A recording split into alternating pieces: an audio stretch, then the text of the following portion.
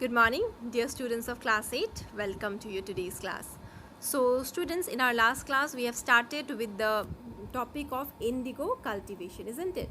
So, we discussed how the company realized that they could not only collect revenue from India, but they could also produce the crops of their choice in India so that they can also trade in those crops. Okay, so what they did, they started convincing the peasants of different places to produce different crops according to the suitability of the place. For example, the peasants in Bengal were forced to produce jute, the peasants in Assam were forced to produce tea, etc.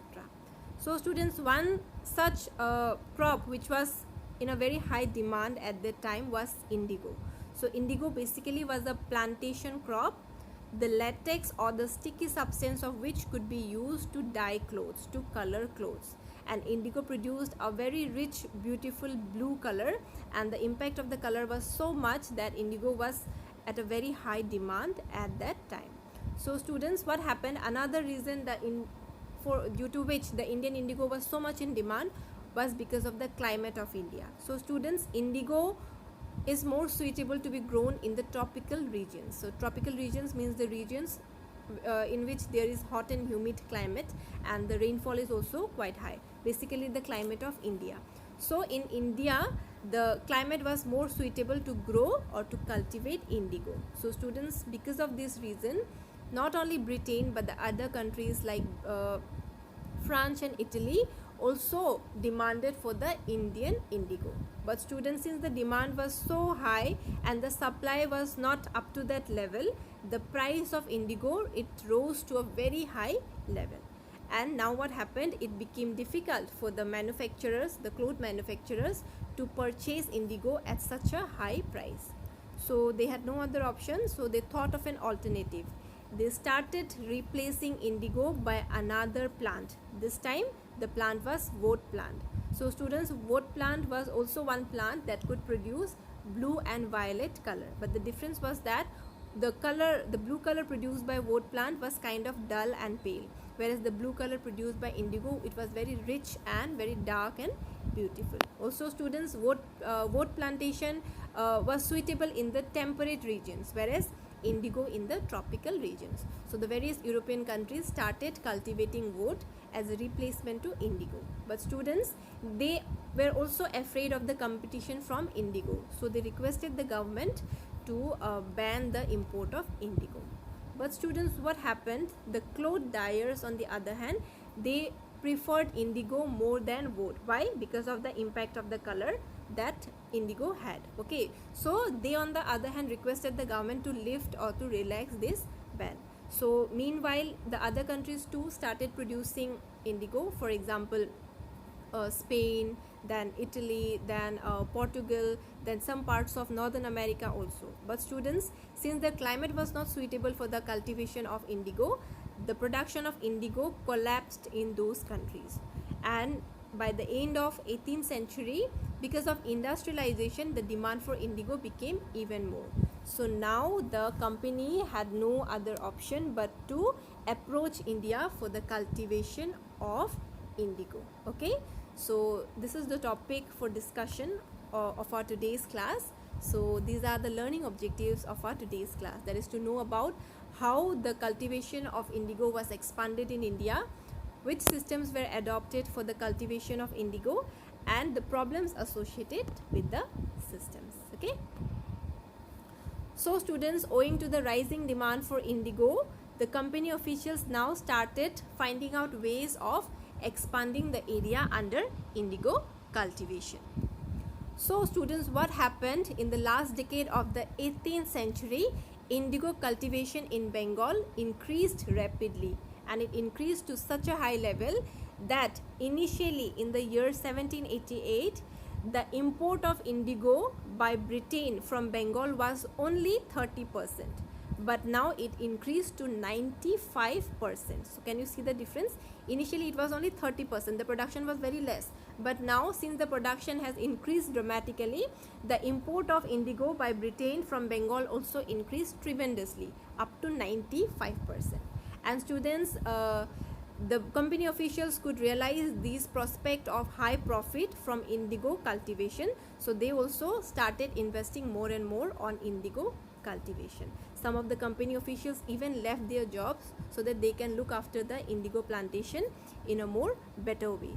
And then students, what happened, some of the company officials, they even took loans from the company and from various other banks to invest in indigo plantation business. And some Englishmen and some Scotsmen also traveled to India to invest in indigo plantation. Such was the impact of indigo. It was so much in demand that everyone was willing or everyone was interested to invest in indigo plantation.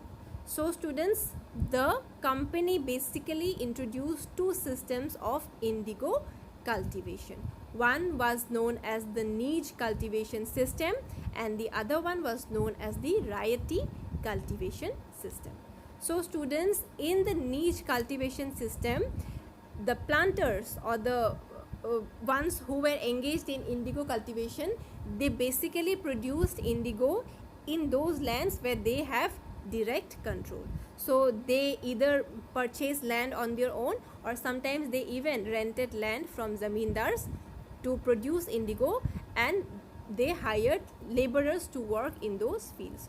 So the primary feature of niche cultivation is that in niche cultivation, indigo was cultivated in lands in which the planters had direct control. This was not the land which was owned by someone else, rather these lands were owned by the planters. And even if it was not owned by the planters, sometimes they even rented, or sometimes they have even taken land on rent from the zamindars, and they would hire farm laborers to work on those lands. So in this way, indigo was cultivated under the niche system of cultivation. Okay, but students, there were certain problems which were related or which were associated with this niche cultivation system. So students, the first problem which was associated with niche cultivation system was that it required very large plots of land to cultivate indigo. But students, most of the land were already fully populated or densely populated. No big plots of land were available. Most of the land was already densely populated, but indigo cultivation required huge plots of land, but only some scattered plots of land over the landscapes were available. So from where will they get such huge lands, isn't it? So this was one problem. Sometimes they even thought of taking land on lease. Lease is basically a contract between two parties in which one party basically hires the land of the other party for a specific period of time, and some kind of payment is given to that other party. So sometimes to have more land, the planters even thought of taking land on lease contract, but then this lease also led to various conflicts and tensions, because lease meant that the peasants would be evicted from their land, isn't it? So the peasants generally did not agree to these lease contracts or to this lease agreement. So it was very difficult to obtain or acquire such huge plots of land for indigo cultivation. This was the first problem that was associated with niche cultivation. Okay, and then students, the second problem associated with niche cultivation was labor.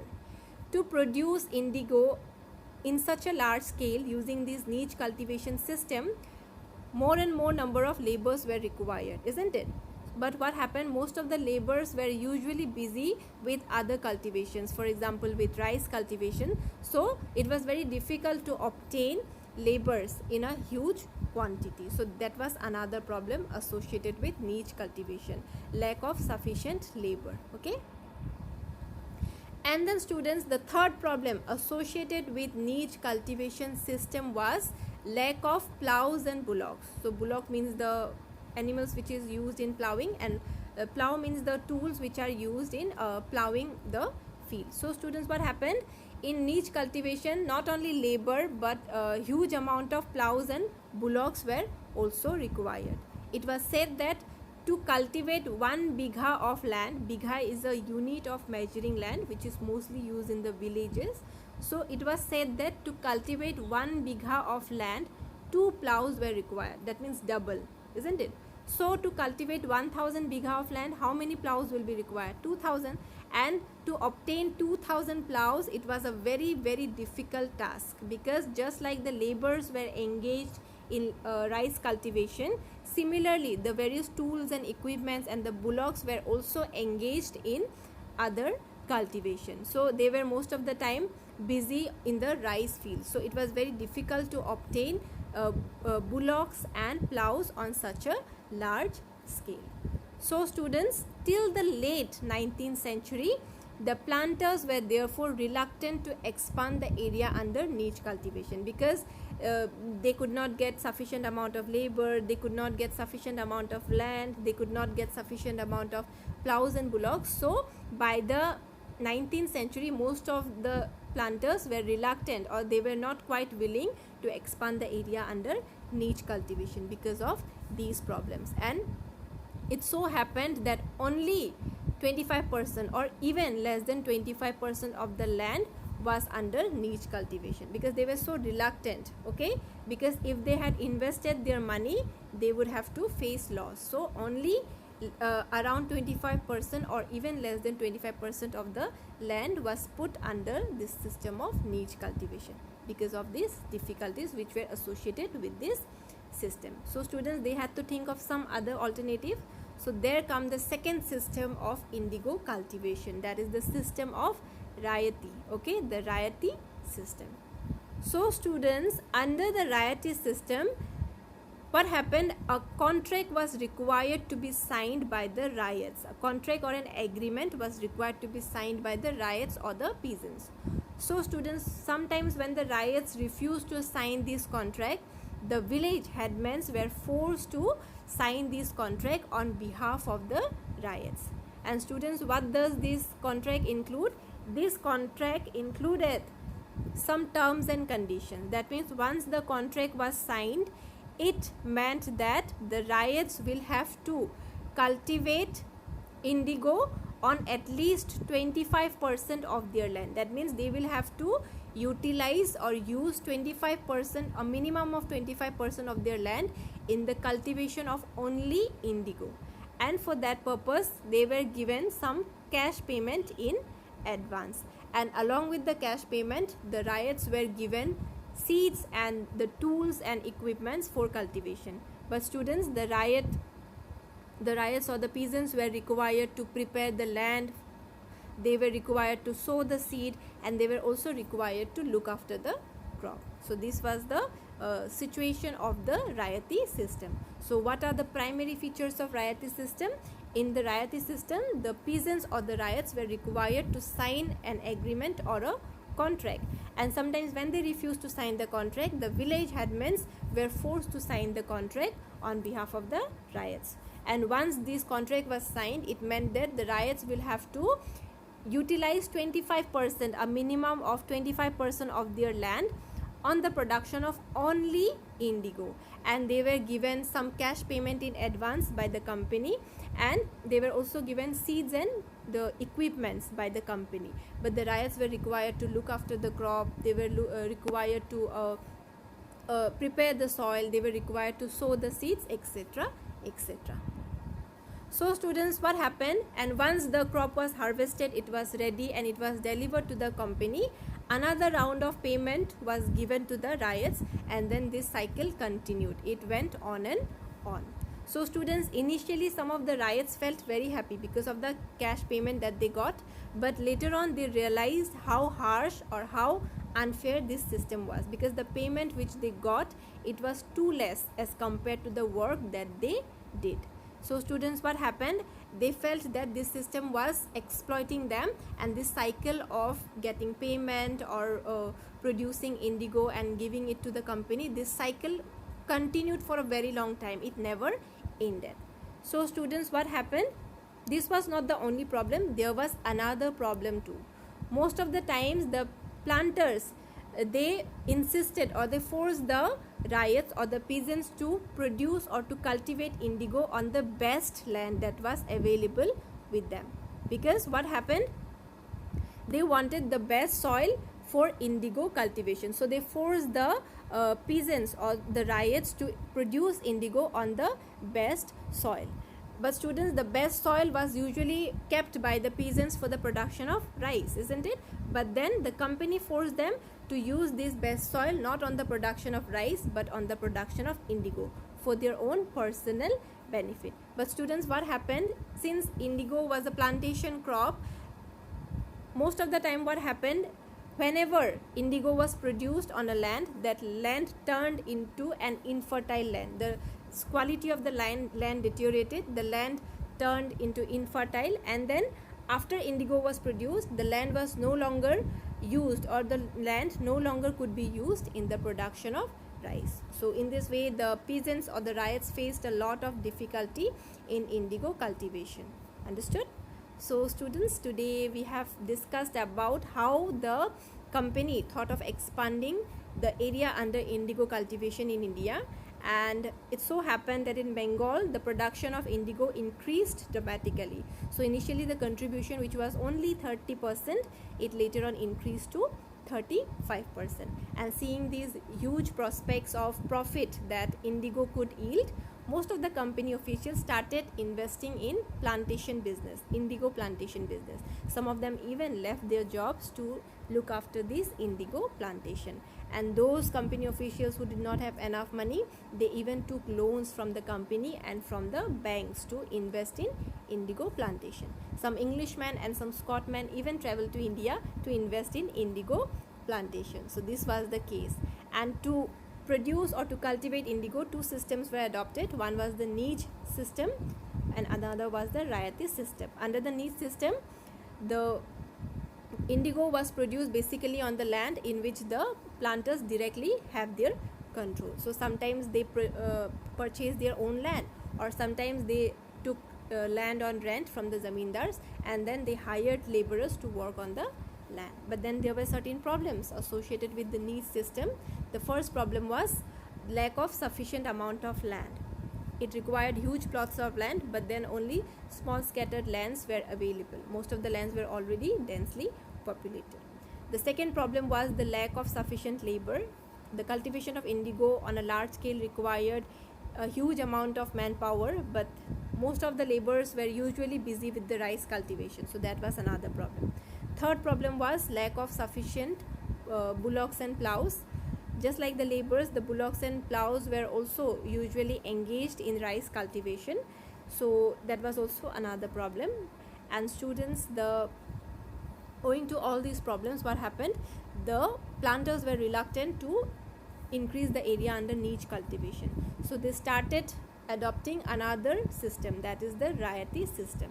So under the Rayati system, the ryots were required to sign a contract in which they will be put under some terms and conditions, and when they refused to sign the contract, the village headmen were required to sign the contract on their behalf. And once the contract was signed, it meant that they will have to use 25% of their land on the production of only indigo. They were given some amount of cash in advance, seeds were given, tools were given, but then they were required to sow the seeds, to look after the crops, etc. And initially they were tempted with this cash payment, but later on they realized that this system was actually exploiting them. They were given too less of a payment compared to the work that they were doing. Okay, so students, these were the problems which were associated with these systems of niche cultivation and Rayati cultivation. And another point in Rayati cultivation, sometimes the planters or the ones who were engaged in this indigo business, they forced the peasants to use the best of soil in the production of indigo. But the peasants generally used their best soil in the production of rice, because they cultivated rice for their own family's need, isn't it? But then they were forced by the planters to use the best soil for the cultivation of rice. But once they cultivated indigo on the best soil, that soil turned into infertile, and it meant that that soil could no longer be used to produce rice. That soil became a wasteland after indigo cultivation. Okay, so students, in case if you have any doubt or difficulty, do let me know. So students, these are the homework of your today's class. The first question is, driven by the prospects of high profit from indigo cultivation, which methods of indigo cultivation were adopted by the officials? So two methods were adopted, niche cultivation and the Rayati system. State the features of niche cultivation. So you have to write the features or the characteristics of niche cultivation. And then, why were the riots reluctant to grow indigo? So you basically have to write the problems which were associated with the Rayati system. And then this student, how is the word satta related with the cultivation of indigo?